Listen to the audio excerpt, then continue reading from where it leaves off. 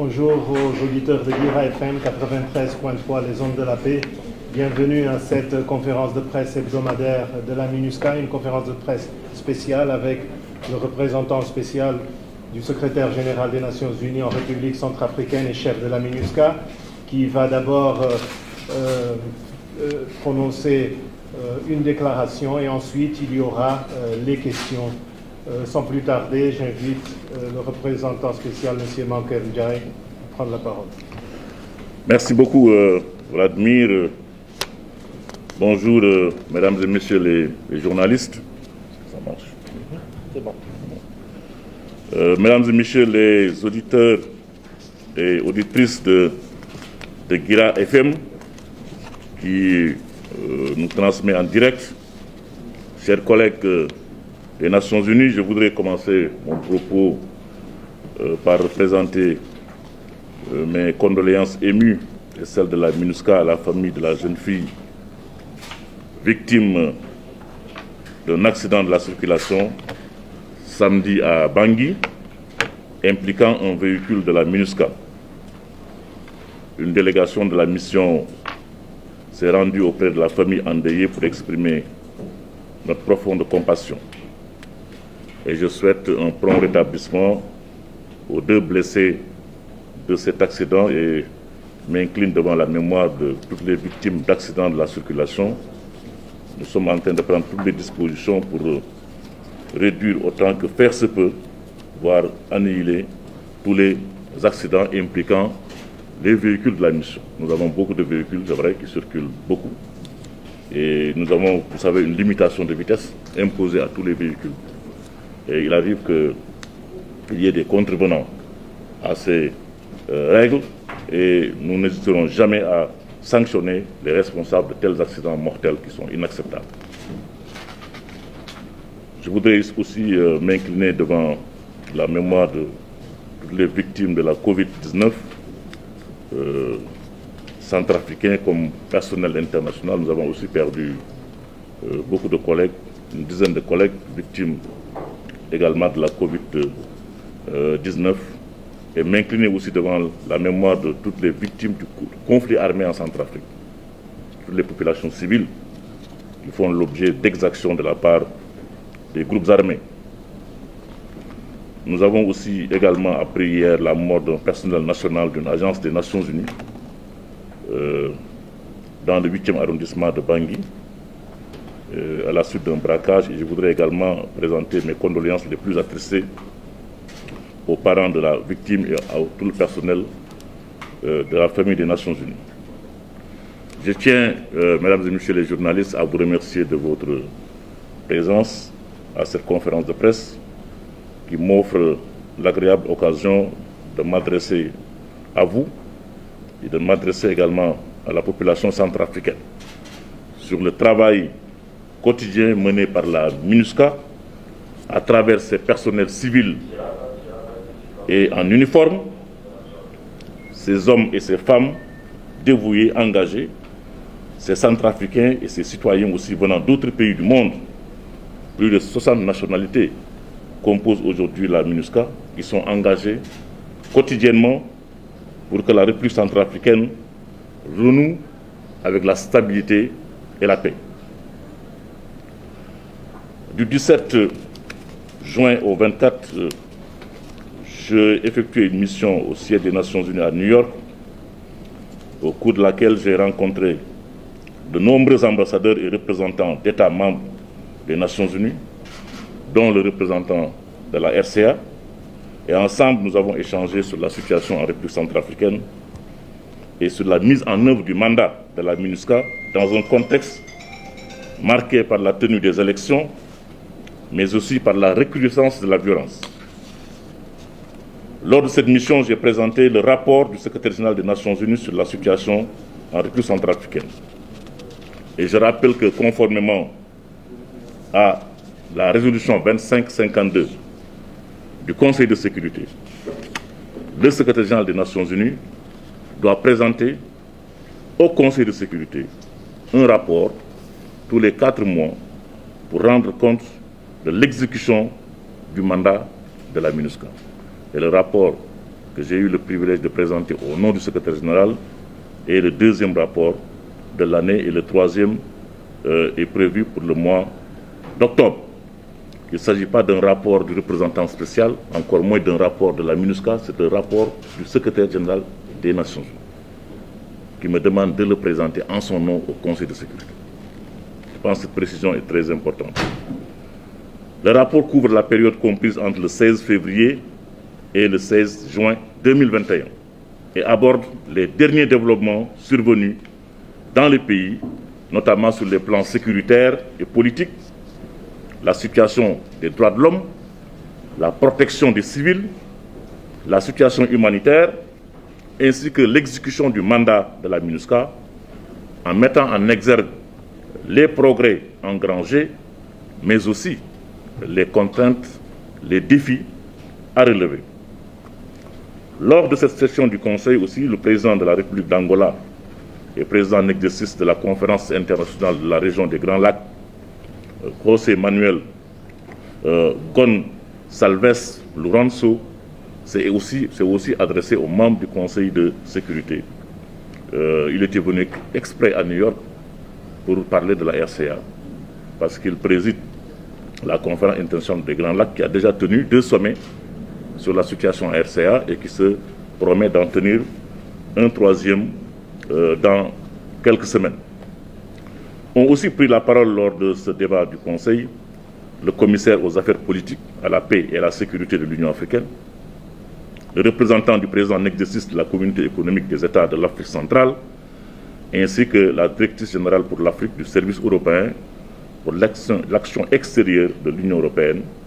Ces participations auxquelles il faut ajouter les interventions des 15 États membres du Conseil de sécurité témoignent une fois de plus de l'engagement de la communauté internationale aux côtés des autorités et du peuple centrafricain. La présentation du rapport du secrétaire général devant le Conseil a permis de constater le consensus du Conseil de sécurité quant à l'accompagnement de la République centrafricaine sur la voie de la paix et de la stabilité. La préoccupation des 15 membres du Conseil face aux violences ainsi que les effets de l'insécurité, également sur la situation des droits de l'homme en République centrafricaine et sur le droit international humanitaire.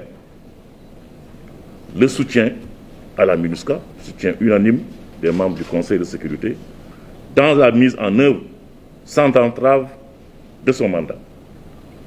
Le soutien du Conseil de sécurité est plus que jamais nécessaire, comme vous le savez, pour permettre à la MINUSCA d'exécuter pleinement les nombreuses tâches qui lui sont confiées en appui aux autorités du pays, également pour faire face aux défis.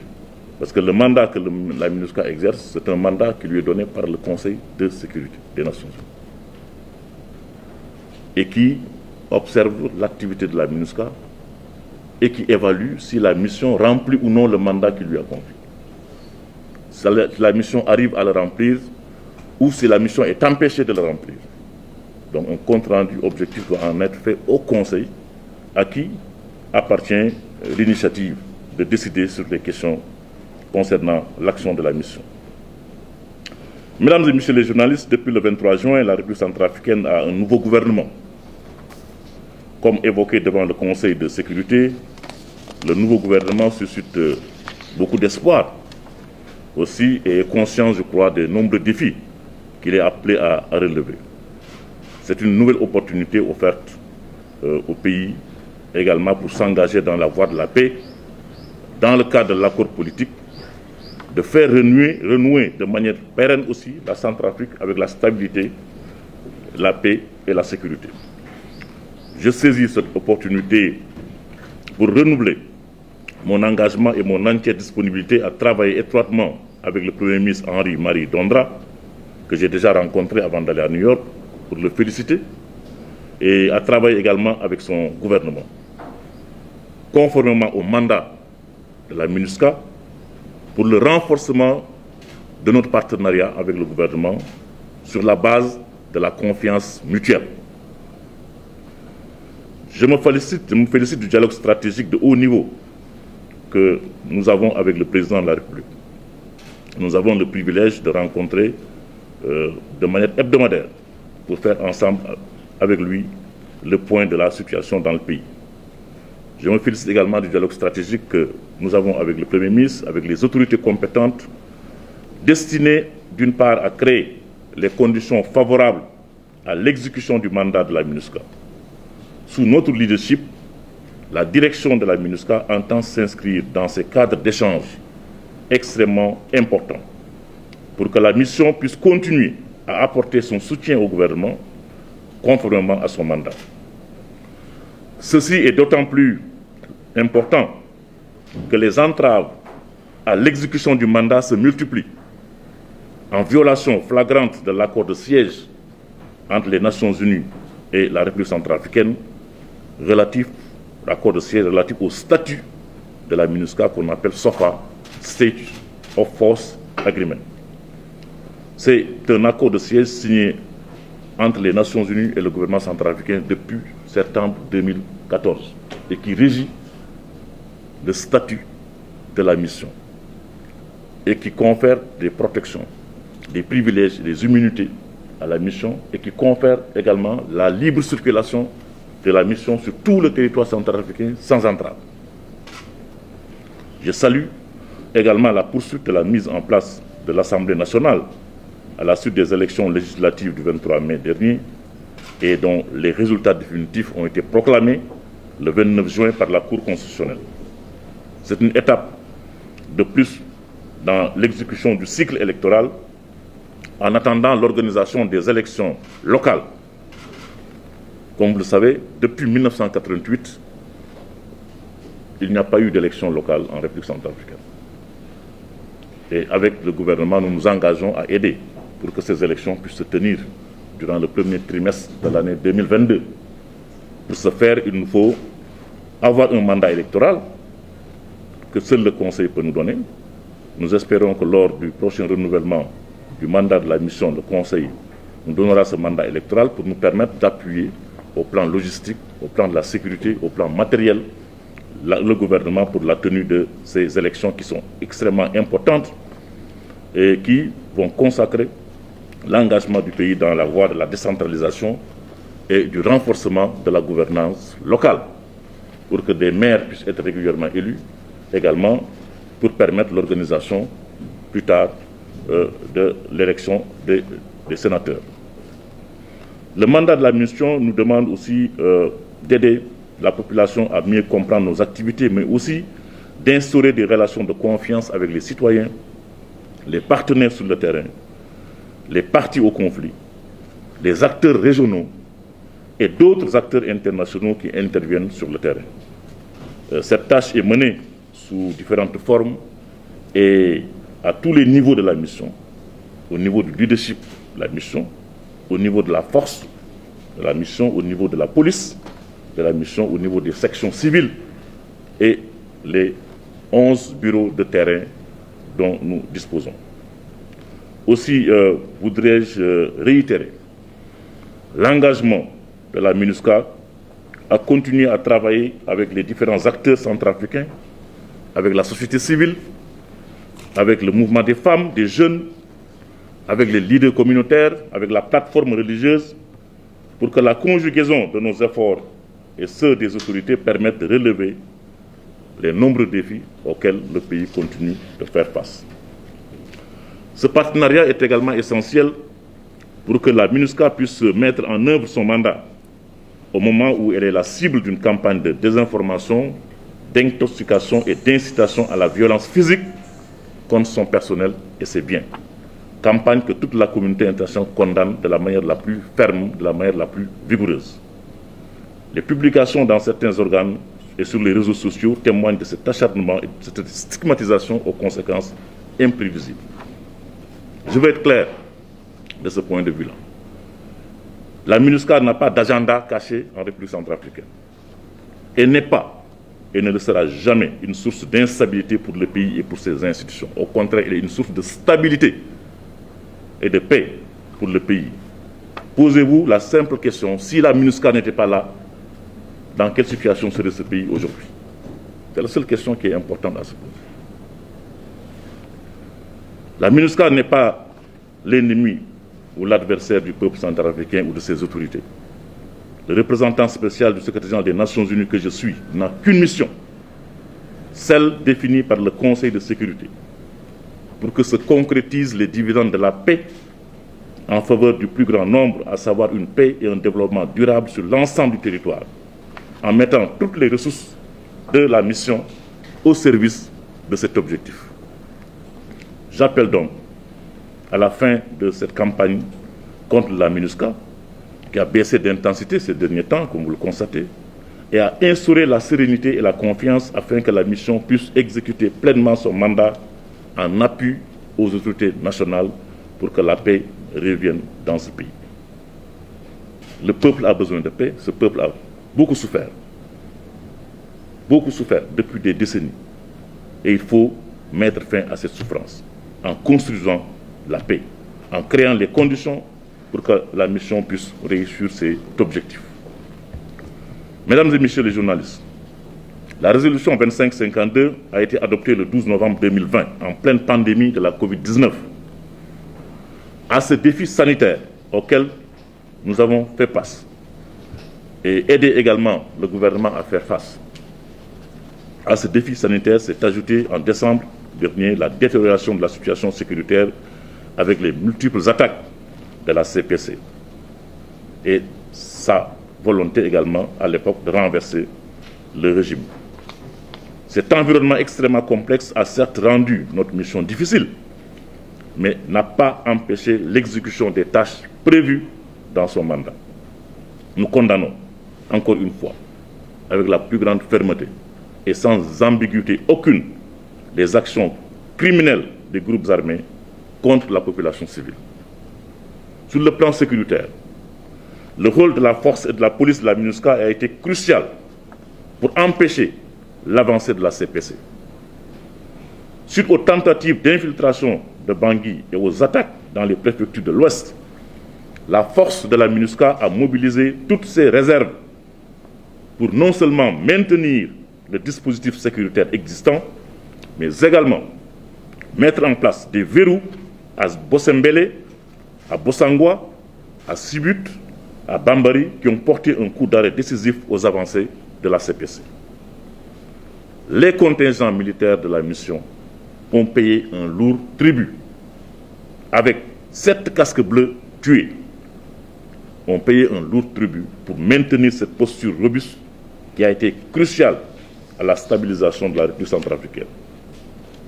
Face à une réminiscence des violences perpétrées par les groupes armés dans l'Ouest d'abord, puis vers le centre, en ce moment, la force de la MINUSCA continue de maintenir un dispositif robuste pour faire face et assurer la protection des populations civiles.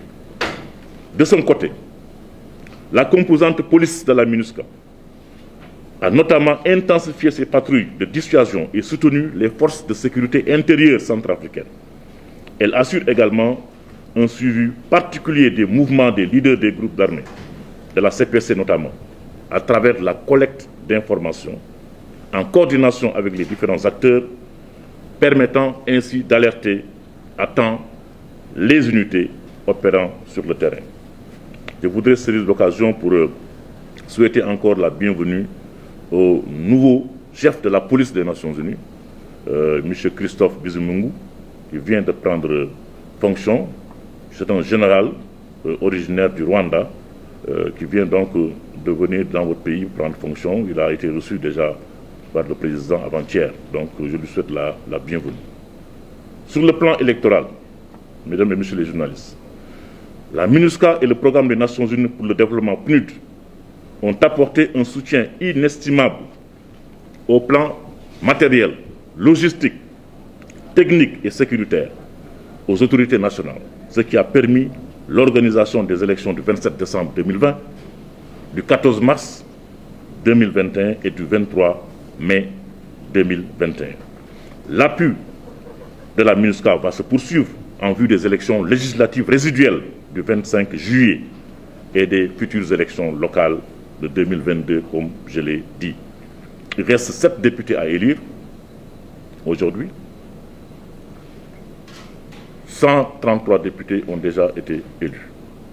il reste 7 députés à élire, qui concernent des circonscriptions sur lesquelles nous travaillons pour assurer la sécurité et pour que le vote puisse se dérouler normalement le 25 juillet et que l'Assemblée puisse avoir tous ses membres en activité, ses 140 membres.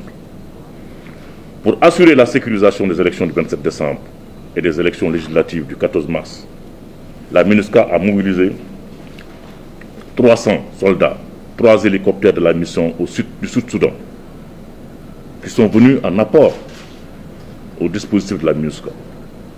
300 casques bleus sont venus du Sud-Soudan et 3 hélicoptères à la demande de la mission et avec l'accord du Conseil de sécurité pour renforcer notre dispositif.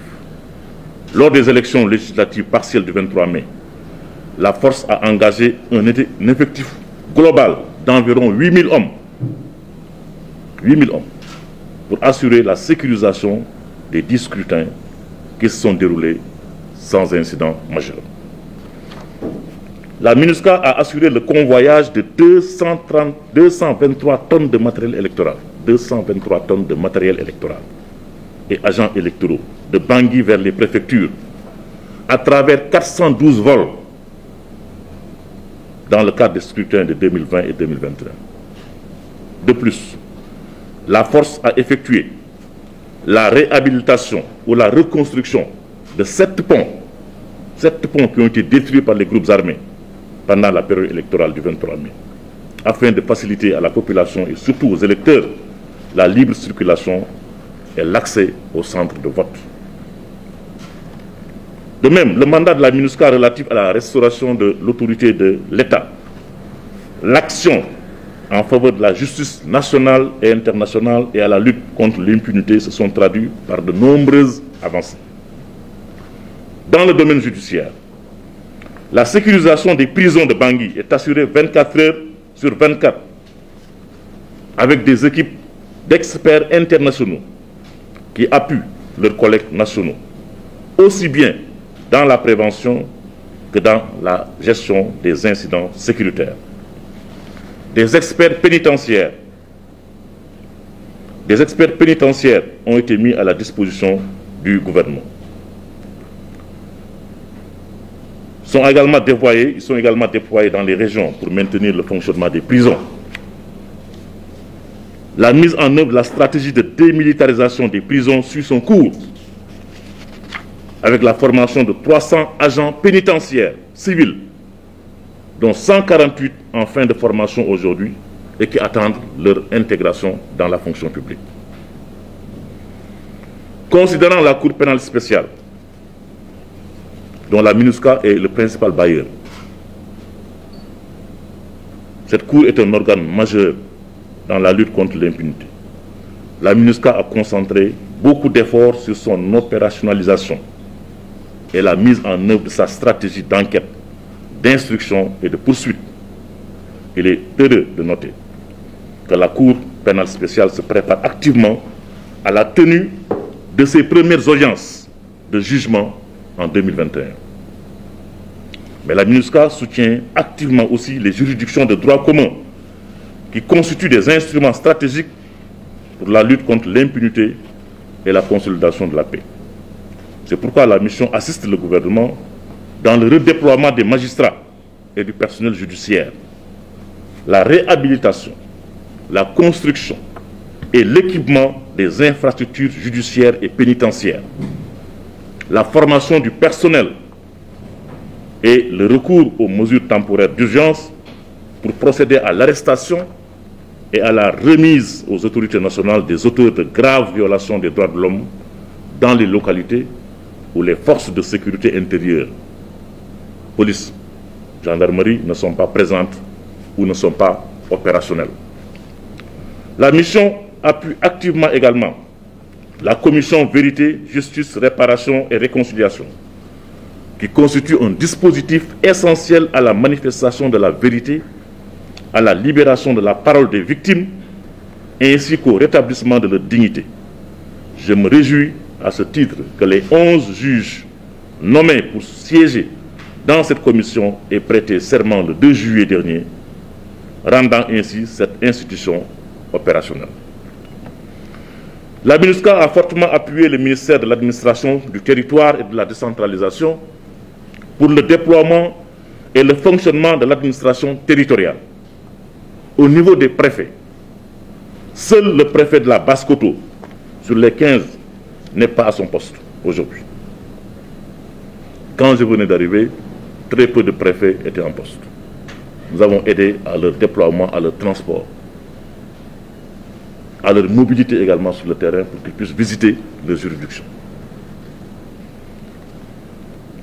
16 aujourd'hui au niveau des sous-préfets. 63 sous-préfets sont en poste sur les 71 aujourd'hui. Il y avait très peu de sous-préfets en poste il y a 2 ans. 16 secrétaires de sous-préfecture sur 16 sont présents aujourd'hui, 100% de présence des secrétaires de préfecture. Cette présence remarquable en période d'instabilité permet d'ancrer progressivement les autres services déconcentrés et décentralisés de l'État. Et ça a été crucial pour la bonne organisation et la tenue des élections. La MINUSCA soutient également le ministère de l'Action humanitaire et de la réconciliation nationale et a facilité la mise en œuvre, l'équipement et l'opérationnalisation de plus de 20 comités locaux de paix et de réconciliation. Ces outils, ces comités locaux de paix, contribuent au processus de paix et à la résolution des conflits, notamment les violences liées à la transhumance transfrontalière, les problématiques de retour apaisé des personnes déplacées et des réfugiés, la libre circulation des personnes et des biens, entre autres. Lors de mon intervention devant le Conseil, j'ai réaffirmé que la MINUSCA sera au rendez-vous en portant haut et fort les principes et les valeurs des Nations Unies. En effet, nous continuerons, tant que nous ne sommes pas empêchés, à protéger les populations civiles, à soutenir l'assistance humanitaire, ainsi qu'à promouvoir et à protéger les droits de l'homme et le droit international humanitaire. La protection des droits de l'homme fait partie du mandat de la MINUSCA. La République centrafricaine demeure l'un des endroits les plus dangereux au monde pour le personnel humanitaire.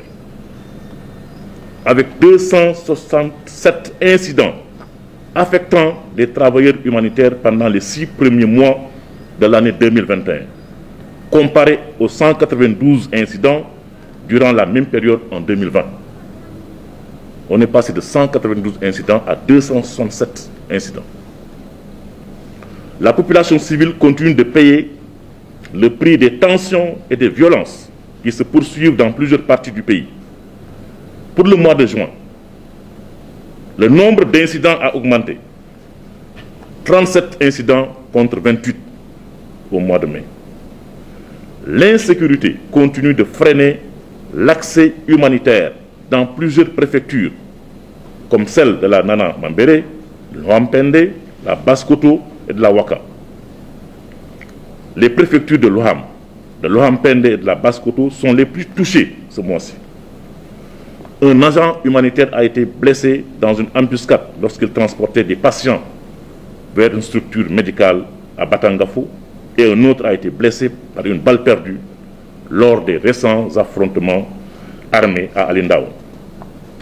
Les vols, les braquages, les pillages, les menaces et les agressions représentent plus que la moitié des incidents, suivis par les interférences et les restrictions. Par la résolution 2566 du 12 mars dernier, approuvée par le Conseil, la MINUSCA pourra disposer de moyens additionnels nécessaires à l'exécution de cette tâche de protection des populations et de sécurisation de l'environnement humanitaire. Aujourd'hui, il y a une très grave crise humanitaire dans le pays.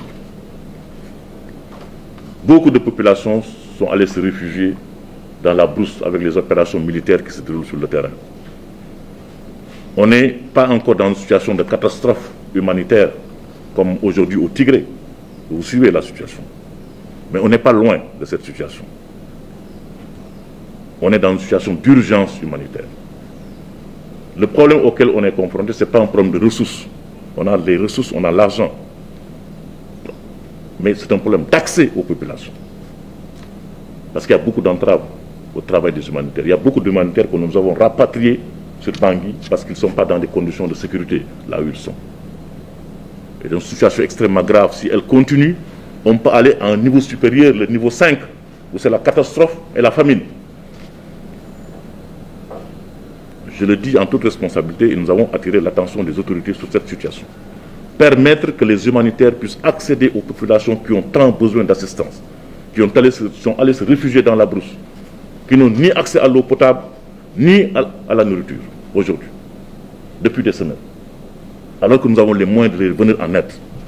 Mais les humanitaires, dont c'est le travail, ne peuvent pas accéder à ces populations. C'est une situation extrêmement grave à laquelle il faut absolument s'attaquer et trouver les solutions les plus appropriées et les plus immédiates.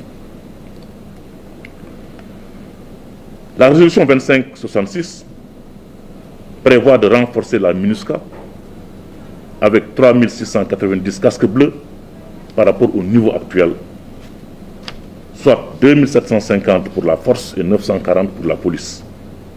Le déploiement s'effectuera par phase et permettra une meilleure couverture sécuritaire du vaste territoire centrafricain, en appui aux forces de défense et de sécurité. À l'heure actuelle, 40 éléments additionnels de l'unité de police constituée rwandaise ont déjà été déployés et nous attendons l'arrivée durant le mois de 300 casques bleus rwandais également pour renforcer la mission. Les autres forces seront déployées progressivement entre septembre et décembre, ce qui permettra à la MINUSCA de mieux remplir son rôle parce que le territoire est vaste et les tâches sont immenses. Nous allons nous employer aussi à sécuriser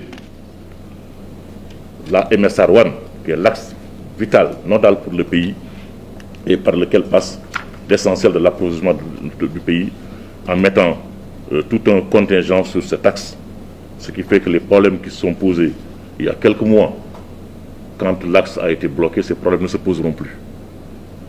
Parce que tout un contingent sera dédié à la protection de cet axe, qui fait l'objet de beaucoup d'attaques de la part des groupes armés. Mesdames et messieurs les journalistes, tout en adoptant une posture robuste face aux groupes armés et sans préjudice de la responsabilité première des autorités centrafricaines à protéger leur population, la MINUSCA accordera la priorité, comme elle l'a toujours fait, aux solutions politiques à la crise actuelle, dans le cadre de l'accord politique pour la paix et la réconciliation en République centrafricaine, l'APPR, qui reste pour nous la seule voie viable vers une paix durable dans le pays. Pour les Nations Unies, la solution à la crise centrafricaine ne peut pas être une solution militaire. Elle ne peut qu'être une solution politique. Et ça, c'est la position de toute la communauté internationale dans son ensemble. Il faut engager le dialogue politique. Et en coordination avec les partenaires internationaux, je poursuivrai mes bons offices en mobilisant toutes les parties prenantes nationales pour encourager un dialogue politique inclusif, constructif et crédible, visant à promouvoir la stabilité dans le pays. Je voudrais à ce stade saluer les démarches du gouvernement centrafricain pour la tenue du dialogue républicain et redire la disponibilité des Nations Unies à appuyer ce dialogue politique républicain inclusif. Nous encourageons le gouvernement à faire de ce dialogue républicain un forum ouvert dans son organisation, dans le fond comme dans la forme, certain que la diversité des points de vue enrichira la substance de cette initiative salutaire, ce qui contribuera in fine à un climat politique apaisé et à la revitalisation du processus de paix. J'appelle instamment les groupes armés auteurs des attaques en cours à cesser immédiatement les violations afin de mettre fin à la souffrance des populations et de permettre l'acheminement de l'assistance humanitaire et de s'engager de manière claire dans le processus de paix. Au niveau local, la MINUSCA poursuit ses engagements avec les différents acteurs dans la promotion d'accords locaux de paix entre les communautés, dans l'appui à la mise en place des comités locaux de paix et de réconciliation, ainsi que dans la mise en œuvre du programme de réduction de la violence communautaire qui touche actuellement ce programme 3672 personnes, dont 1529 à Bangui, Boar, Bria, Kagabandoro, Bossangwa et Bangassou. Enfin, pour terminer, au plan régional, la MINUSCA continuera à tenir des réunions régionales, à travailler avec l'Union africaine, avec la communauté économique des États de l'Afrique centrale, avec la conférence internationale de la région des Grands Lacs, en faveur d'un règlement pacifique de la crise en RCA. L'ONU, la CAC, l'Union africaine et l'Union européenne poursuivront des actions conjointes en accompagnement du processus de paix à travers un soutien à l'accord politique pour la paix et la réconciliation et un soutien également au dialogue politique inclusif. Je vous remercie.